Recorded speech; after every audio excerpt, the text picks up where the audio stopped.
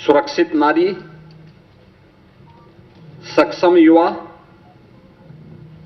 खुशहाल किसान और रात को काम, तकनीकी निवेश से समृद्ध होता उत्तर प्रदेश के लिए समर्पित यह बजट 9 वर्ष के नवनिर्माण की एक नई गाथा को देशवासियों के सामने प्रस्तुत करता है। बजट की जो हाइलाइट्स हैं, जो आपने देखा है, इसमें 43,565 करोड़ रुपए से अधिक की धनराशि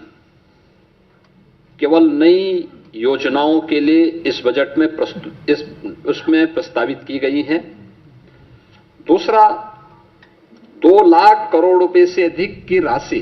कैपिटल एक्सपेंडिचर के लिए है। यानी ये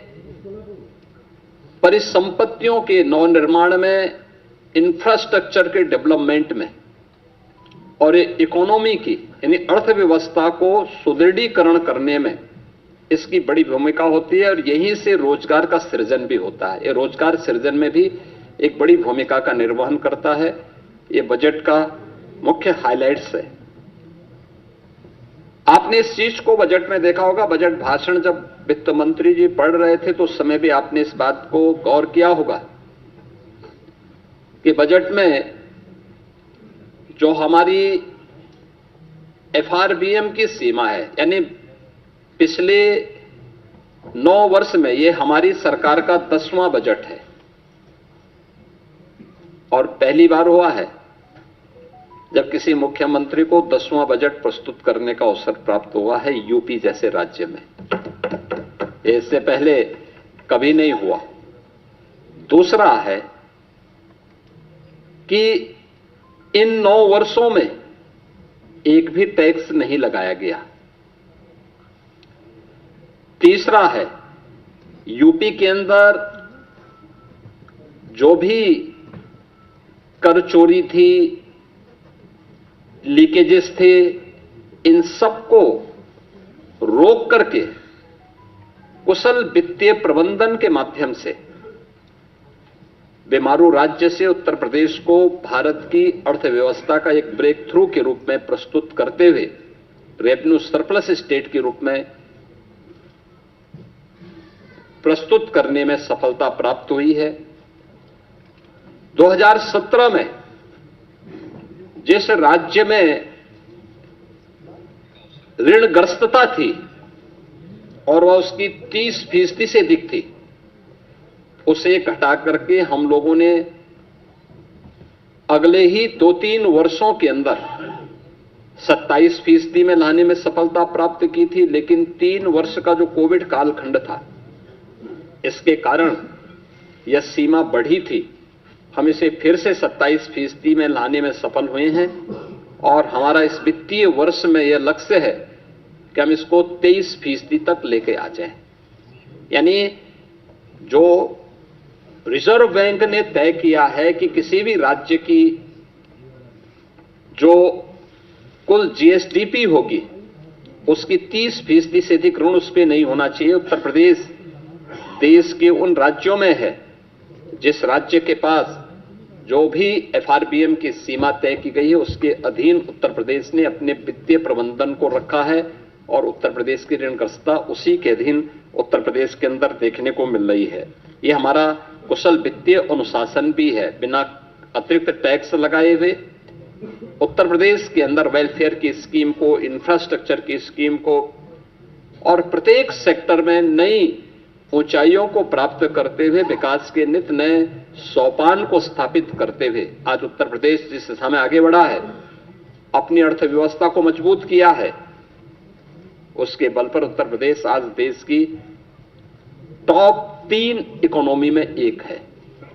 देश की जो टॉप 3 इकोनॉमी है उनमें से उत्तर प्रदेश की एक है। हम लोगों ने उत्तर प्रदेश जैसे राज्य को,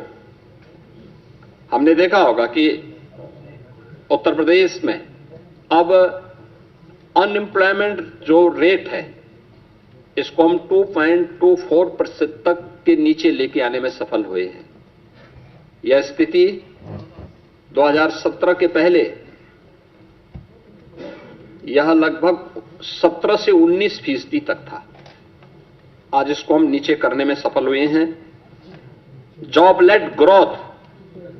को लेकर के हम लोगों ने इस पूरे बजट की जो हमारी सोच है, युवाओं के प्रति समर्पित भाव के साथ जो भी ग्रोथ हो वह उनके एम्प्लॉयमेंट को लेकर के भी हो और युवाओं के एम्प्लॉयमेंट पर विशेष रूप से ध्यान देते हुए एमएसएमई, स्टार्टअप, ओडीओपी और स्थानीय उद्यमियों को विकसित करते हुए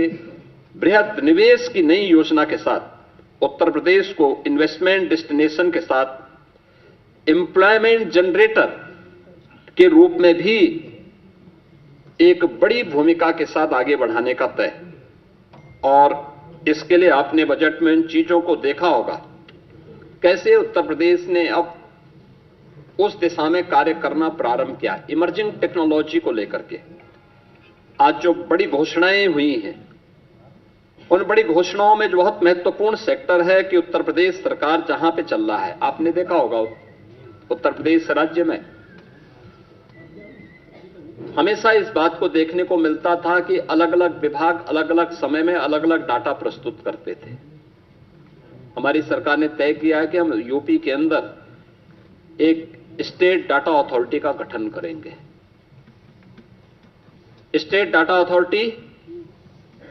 या उत्तर प्रदेश के अंदर रियल टाइम डाटा और उसकी रियल टाइम मॉनिटरिंग के साथ साथ उसके लिए भविष्य की योजनाओं को आगे बढ़ाने में भी एक बड़ी भूमिका का निर्वहन करेगा।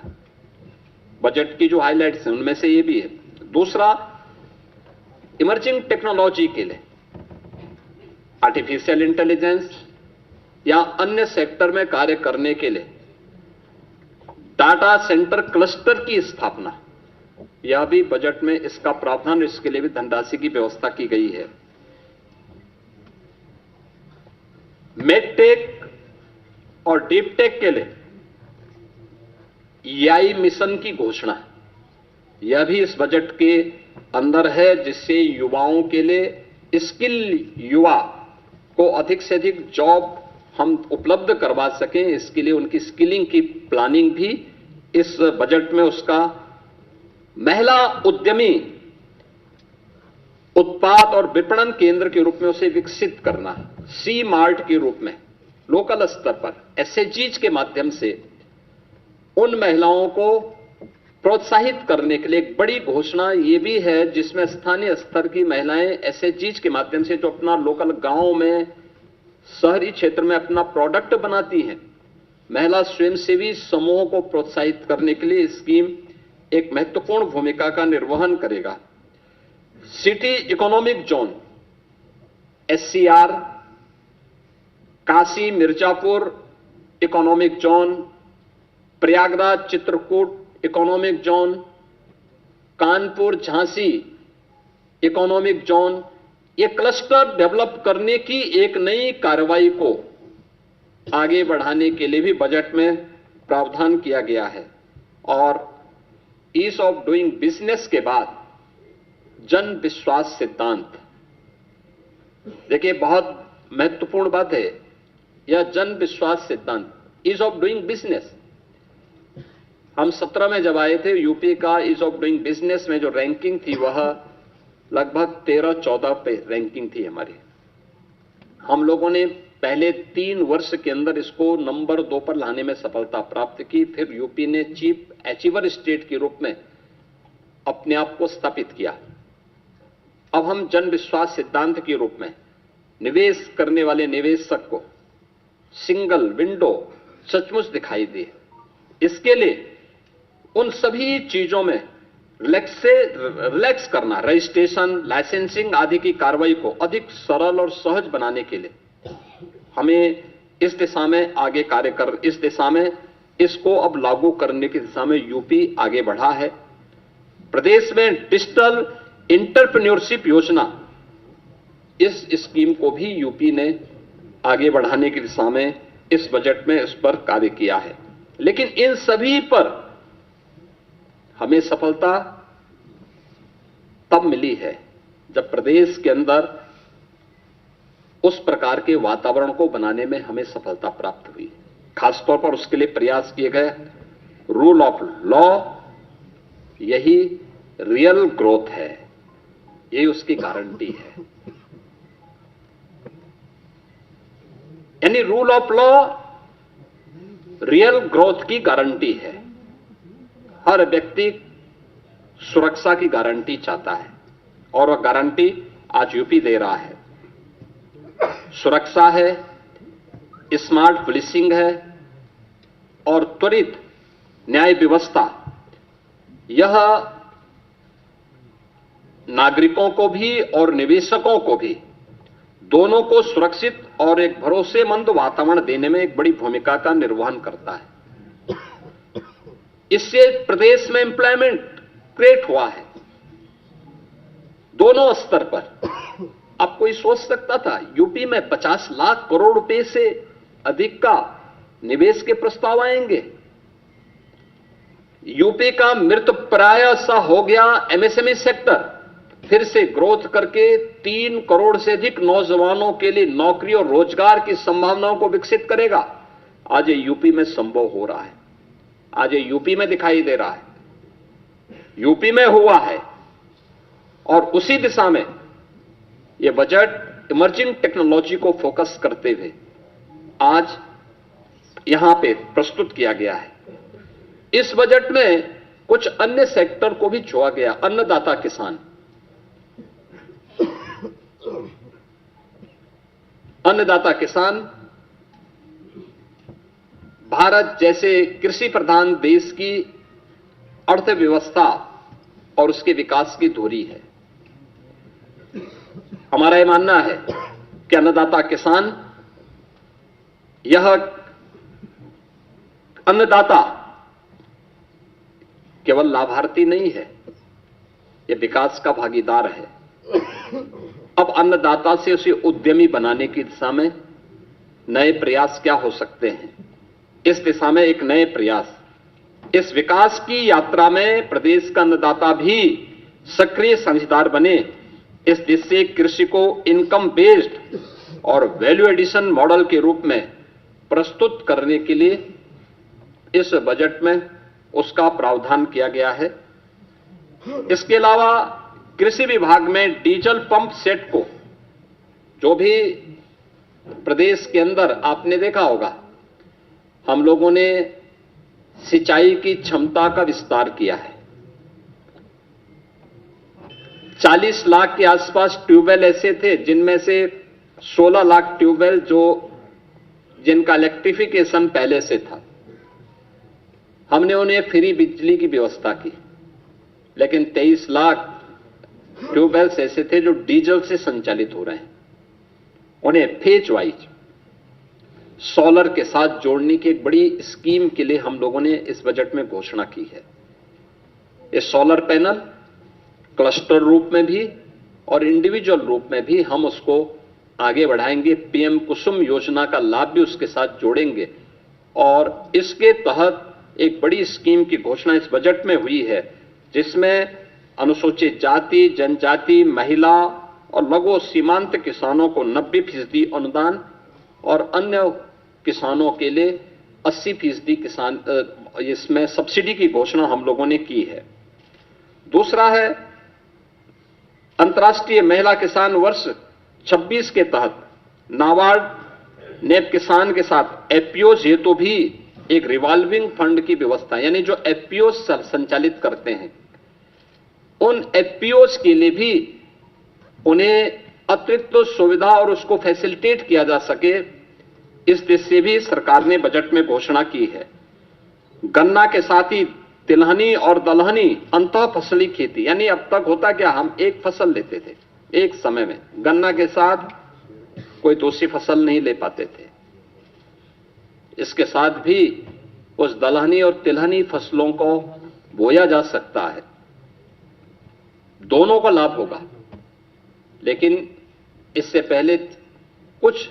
प्रगतिशील किसानों को हम लोगों ने प्रोत्साहित किया, लेकिन इस बजट में हम लोगों ने इसके लिए अच्छा प्रावधान किया है और यूपी के किसानों का जो प्रोडक्ट है वह एक्सपोर्ट हो सके, इसके लिए एग्री एक्सपोर्ट हब्स के रूप में हम लोगों ने नोएडा इंटरनेशनल एयरपोर्ट को विकसित करने की कार्रवाई आगे की है। इसमें उत्तर प्रदेश में कृषि और बागवानी उत्पादों की जो क्वालिटी है और उसका प्रोडक्शन है, इस दिशा में भी सरकार ने इस बजट में उसका प्रावधान किया है। वर्ल्ड बैंक के साथ हम लोग मिलकर के UP agrees platform, UP agrees के कार्यक्रम को आगे बढ़ा रहे हैं। हम लोगों ने इसके विस्तार की व्यवस्था भी की है और इसको एआई टूल्स के साथ जोड़ने की, यानी आर्टिफिशियल इंटेलिजेंस का उपयोग यहां पे कैसे हम कर सकते हैं, इसके बारे में भी एक बड़ी घोषणा इसमें की गई है। विश्व की सबसे बड़ी अन्न भंडारण योजना,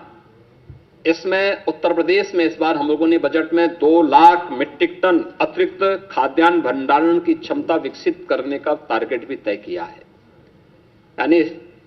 स्टॉक यहां पे प्रदेश के अंदर वेयर हाउसिंग का निर्माण हो, बड़े बड़े गोदाम बने, इसके लिए विशेष सब्सिडी की व्यवस्था, इसके लिए हमारी पहले से पॉलिसी है, उस पॉलिसी के दायरे में जो भी निवेश करना चाहेगा उसको हम प्रोत्साहित करेंगे और ये इस भी स्कीम हम लोगों ने दी है। इसके अलावा पशुओं को बीमा सुरक्षा देने के उद्देश्य से मुख्यमंत्री जोखिम प्रबंधन और पशुधन बीमा योजना में भी हम लोगों ने एक प्रावधान किया है, जिसमें 85% तक जो प्रीमियम होगी वह सरकार देगी और सरकार ने उसके लिए व्यवस्था की है। प्रदेश में मछुआरों को बेहतर मूल्य दिलाने के लिए state of art wholesale fish mandi और फिश प्रोसेसिंग सेंटर के लिए भी धनराशि की व्यवस्था स्टेट में की है। लैंड लॉक्ड स्टेट में यूपी की प्रगति इस दिशा में देश के अंदर अग्रणी राज्यों में है और इस दिशा में उस जो कार्य करने की संभावनाएं हैं, इसमें वर्ल्ड फिशरीज प्रोजेक्ट सेंटर की स्थापना का भी एक बड़े कार्यक्रम को हम आगे बढ़ा रहे हैं, जिसको एक सेंटर ऑफ एक्सीलेंस के रूप में विकसित करने की कार्रवाई को भी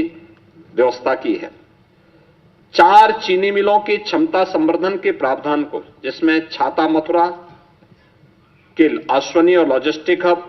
वेयरिंग हाउस कॉम्प्लेक्स हेतु भी धनराशि का प्रावधान किया है और अन्य चीनी मिलों में भी इसकी व्यवस्था के प्रावधान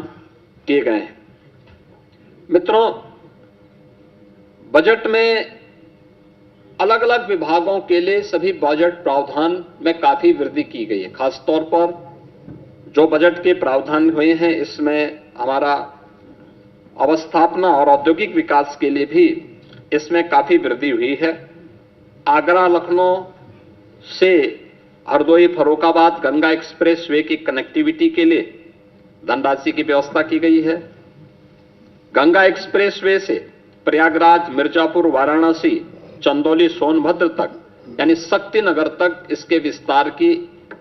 का घोषणा हुई है। गंगा एक्सप्रेस वे को मेरठ, हरिद्वार तक ले जाने के लिए भी बजट में घोषणा की गई है और पूर्वांचल लिंक एक्सप्रेस वे को यानी सोनभद्र के शक्तिनगर तक, चंदौली, गाजीपुर तक ले जाने के कार्यक्रम को भी हम लोगों ने आगे बढ़ाया है। यूपी बायोफ्यूल प्लास्टिक केंद्र को भी विकसित करने की कार्रवाई को हम लोगों ने आगे बढ़ाया है और एफडीआई फॉर्च्यून 500 के अंतर्गत जो आने वाली जो कंपनियां हैं, एफडीआई के लिए आने वाली कंपनियों के लिए भी विशेष प्रावधान हम लोगों ने इस बजट में उसकी घोषणा भी की है। इसके साथ ही एमएसएमई सेक्टर में काफी बड़ी संख्या में हम लोगों ने इसको प्रोत्साहित करने के लिए कार्य किया है और एक बड़ा घोषणा, हर जिले में स्किल डेवलपमेंट के एक बड़े केंद्र को, जहां से हम हब एंड स्पोक मॉडल पर उस कार्यक्रम को आगे बढ़ा सकते हैं। इसके तहत सरदार वल्लभ भाई पटेल एम्प्लॉयमेंट जोन, इसके लिए भी प्रावधान की घोषणा की है, जिसमें 50 एकड़ से लेकर के 100 एकड़ क्षेत्रफल के एक बड़े क्लस्टर में स्किल डेवलपमेंट कार्यक्रम के साथ ही अन्य कार्यक्रमों को भी लागू करने का एक विशेष कार्यक्रम किया गया है। वन डिस्ट्रिक्ट वन कुजीन योजना के अंतर्गत भी स्थानीय खाद्य पदार्थों की ब्रांडिंग की जा सके, इसको प्रोत्साहित करने का भी प्रावधान इस बजट में किया गया है और उनके लिए विशेष प्रावधान किया गया है। उत्तर प्रदेश के युवाओं के लिए उन्हें डिजिटली सक्षम बनाने के लिए हम लोगों ने स्वामी विवेकानंद युवा सशक्तिकरण योजना के अंतर्गत जो चालू वर्ष में उनके लिए टैबलेट या स्मार्टफोन वितरण के कार्यक्रम के लिए धनराशि की व्यवस्था भी इस बजट में की है। और इसके साथ ही एमएसएमई सेक्टर में खासतौर पर जो पुराने कंबल कारखाने थे, उन कंबल कारखानों को आधुनिकीकरण करने की दिशा में, क्योंकि हर वर्ष हम लोगों को, गरीबों को कंबल वितरण करने के लिए अतिरिक्त प्रावधान करने पड़ते हैं, उसके लिए भी हम लोगों ने इस बजट में इसका प्रस्ताव किया है। आईटी एंड इलेक्ट्रॉनिक्स सेक्टर के लिए विशेष, जिसमें उत्तर प्रदेश एआई मिशन की व्यवस्था, AI centre of excellence, India AI data labs की स्थापना, साइबर फ्रॉड को रोकने के लिए साइबर सिक्योरिटी ऑपरेशन सेंटर की स्थापना का भी विशेष प्रावधान इस बजट में हम लोगों ने यहां पर किया है। और जो मैंने पहले भी कहा है कि जो डाटा सेंटर की मांग को देखते हुए इसमें काफी बड़े विस्तार को आगे हमने इसका विस्तार किया है। प्रदेश में कई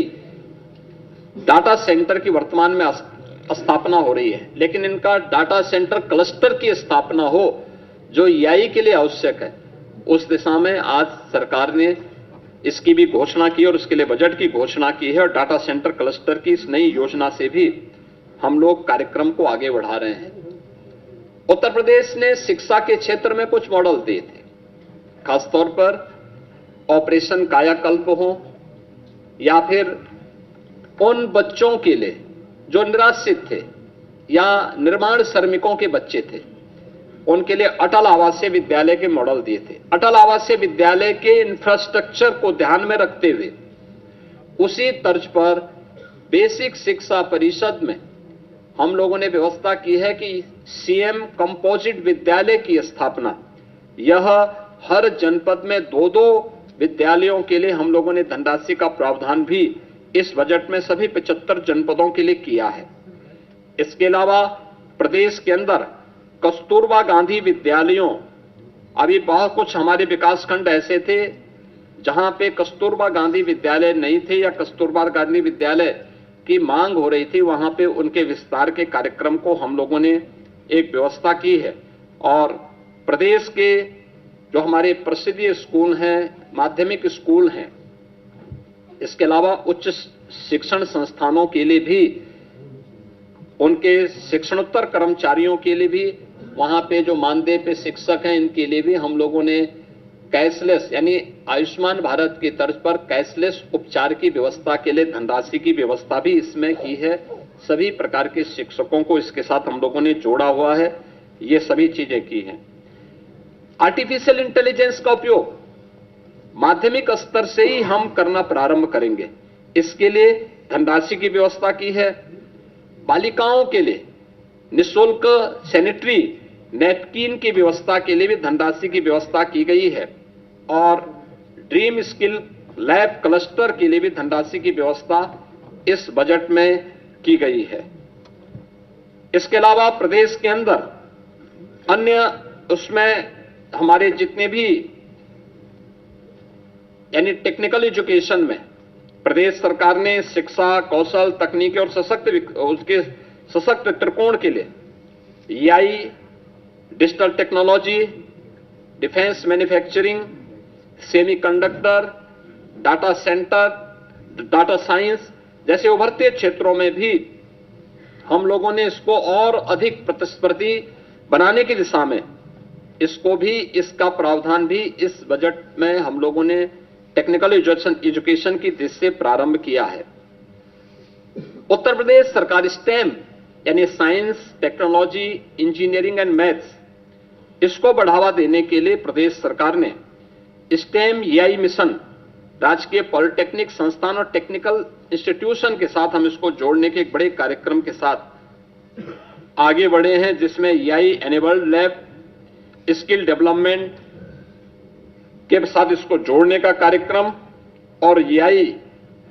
से जुड़ी हुई जो सामग्री है वह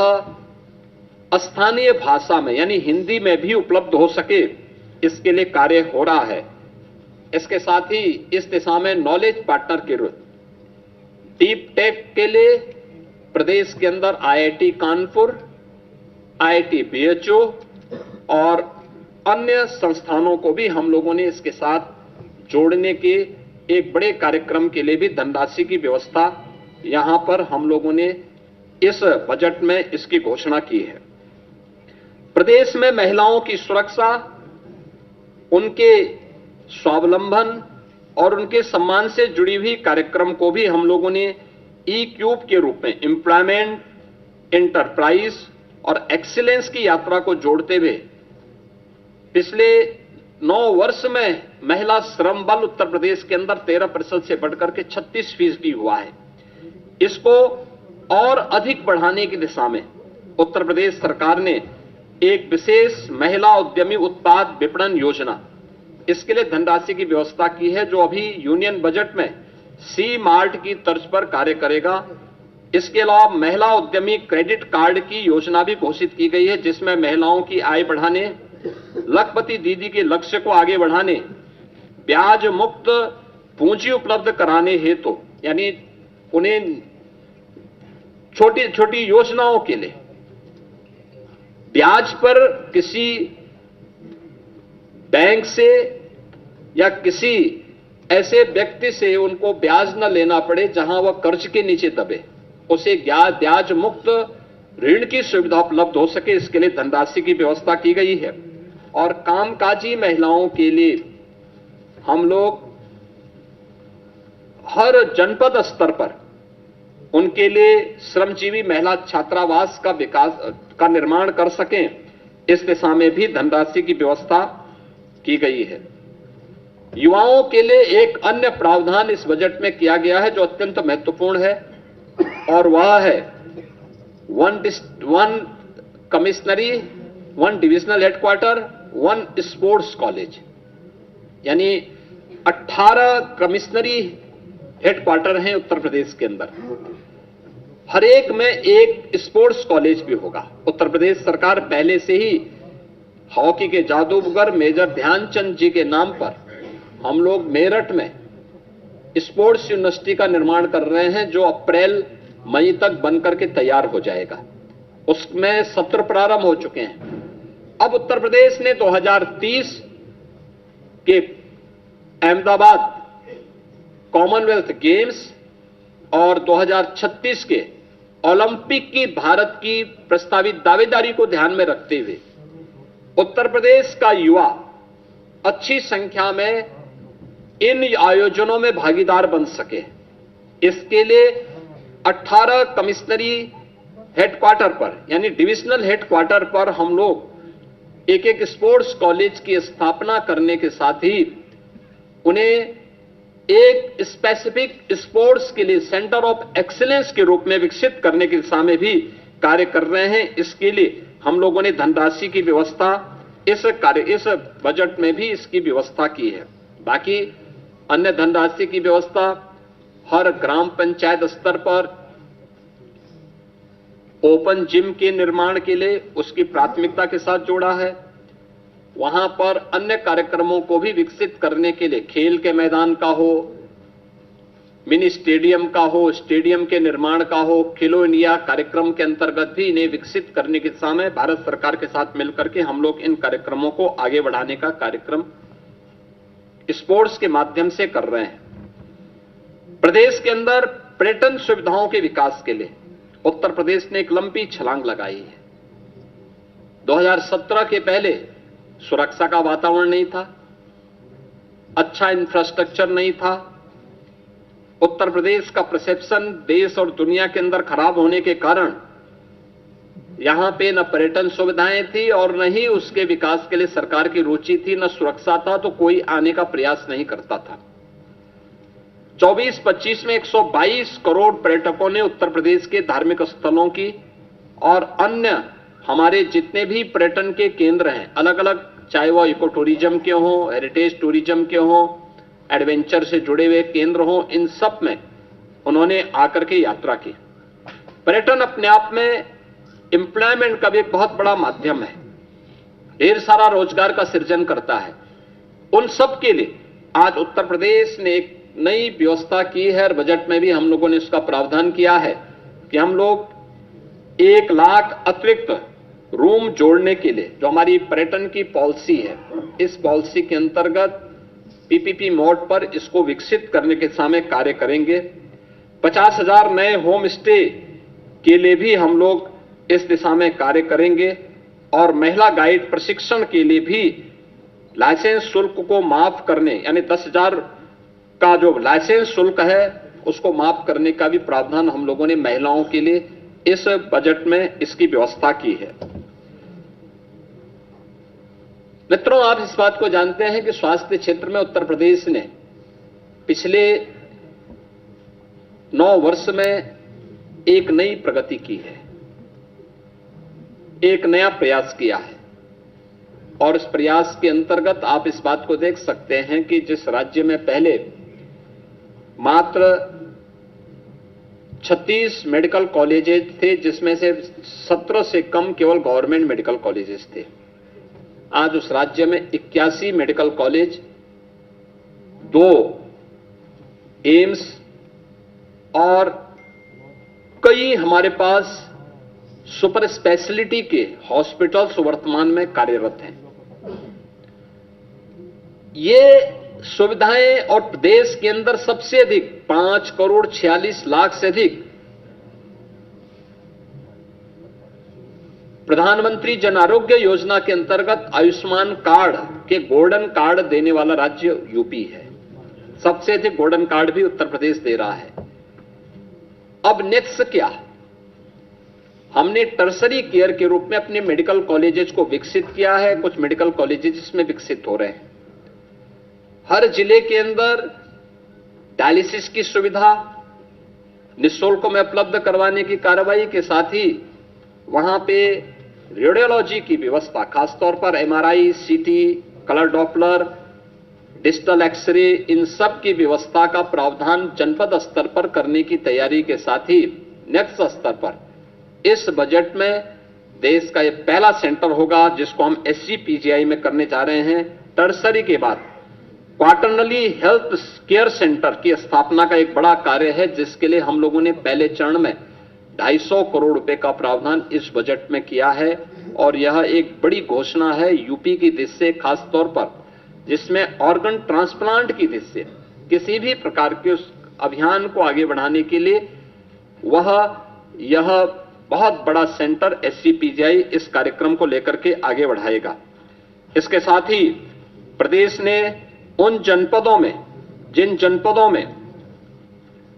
हमारे डिस्ट्रिक्ट हॉस्पिटल को हम लोगों ने मेडिकल कॉलेजेस के साथ संबद्ध किया है, वहां पे डिस्ट्रिक्ट हॉस्पिटल के कार्यक्रम को बनाने की एक प्रक्रिया तेजी के साथ आगे बढ़ सके, ये इसके लिए धनराशि की व्यवस्था की है। राष्ट्रीय वन हेल्थ मिशन के अंतर्गत राज्य वन हेल्थ मिशन के लिए भी धनराशि की व्यवस्था इसमें की है और जो हमारे मेडिकल कॉलेजेज हैं उन मेडिकल कॉलेजेज में छात्रावास का निर्माण हो सके, इसके लिए भी हम लोगों ने अतिरिक्त धनराशि की व्यवस्था की है। इसके अलावा प्रदेश के अंदर रोड सेफ्टी की दृष्टि से, रोड सेफ्टी के लिए आवश्यक प्रावधान करने के साथ साथ अगर कोई घटना दुर्घटना होती है, रोड एक्सीडेंट होता है या कोई आपदा आती है, उन स्थितियों में ट्रॉमा हमारा उतना ही सशक्त हो, इसके लिए ट्रॉमा के लिए भी नए ट्रॉमा सेंटर विकसित करने के लिए भी धनराशि की व्यवस्था सरकार ने इस बजट में इसके लिए की है। और प्रदेश के अंदर मेडिकल के सेक्टर में भी, हेल्थ सेक्टर में भी मिडटेक की स्थापना हो, इसमें AI, रोबोटिक आदि की हम सहायता से प्रदेश के दूर दराज के क्षेत्रों में भी सुविधा उपलब्ध करवा सकते हैं, उन्हें जनपदों में उपलब्ध करवा सके। इसके लिए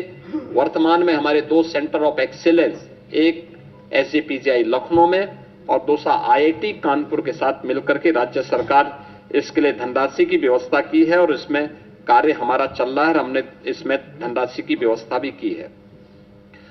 प्रदेश सरकार ने उच्च शिक्षा में बेटियों के लिए खासतौर पर जो हमारी मेरिटोरियस छात्राएं हैं, उन बालिकाओं के लिए स्कूटी देने के कार्यक्रम के लिए भी धनराशि की व्यवस्था इस बजट में की है, जो बेटियों को सुगम यातायात के लिए और उस व्यवस्था को और सुगम बनाने में सरकार, यानी स्मार्टफोन, आपका जो है टैबलेट के साथ, स्मार्टफोन के साथ या स्मार्टफोन के साथ ये व्यवस्था अतिरिक्त उनके लिए वहां पर उपलब्ध करवाई जा रही है। इसके अलावा प्रदेश के अंदर हम लोगों ने दिव्यांगजन कल्याण के अंतर्गत स्कूल में या कोई ट्रेनिंग ले रही दिव्यांग छात्रा के लिए ट्राईसाइकिल यानी मोटराइज्ड ट्राईसाइकिल उपलब्ध करवाने के लिए भी एक व्यवस्था की है। प्रदेश के अंदर DDRC की स्थापना हो, दिव्यांग जनों के लिए उनके नजदीक के सेंटर में ही कृत्रिम अंग उपकरण वितरण के लिए स्क्रीनिंग और उपकरण वितरण हो सके, उनको ये सुविधा उपलब्ध हो सके, इसके लिए बजट में इसका प्रावधान किया गया है। 3 से 7 वर्ष के दिव्यांग बच्चों के लिए शिक्षण प्रशिक्षण के लिए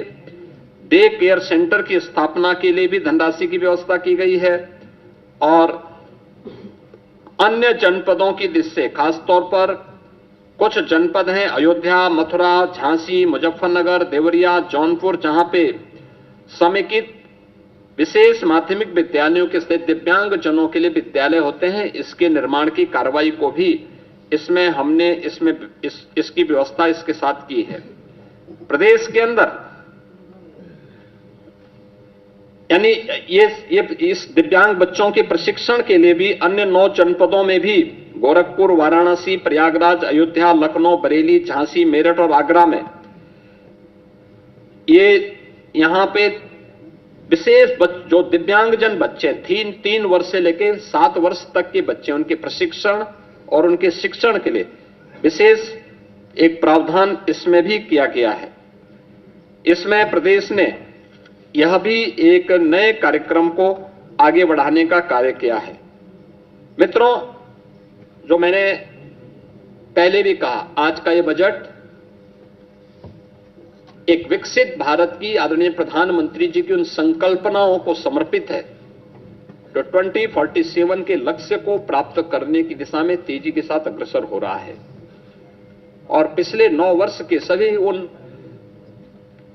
उससे पहले की उस जड़ता को, जिसने प्रदेश के अंदर बॉटलनेक्स को समाप्त करते हुए,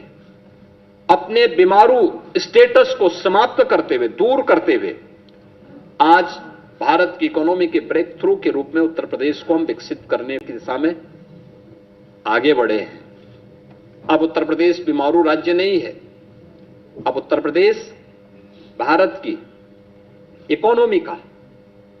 एक ग्रोथ इंजन बनकर के उभरा है। भारत की इकोनॉमी के ग्रोथ इंजन के रूप में यह आगे बढ़ रहा है और मेरा मानना है कि उत्तर प्रदेश का आज वित्त मंत्री जी के द्वारा विधानसभा में प्रस्तुत बजट, यह उत्तर प्रदेश के अंदर जन आकांक्षाओं को पूरा करने, जन कल्याण, रोजगार सृजन, निवेश के विस्तार, महिलाओं के सम्मान और उनके सशक्तिकरण की दिशा में, युवाओं के लिए अधिक से अधिक रोजगार सृजन की दिशा में प्रदेश को आगे बढ़ाने और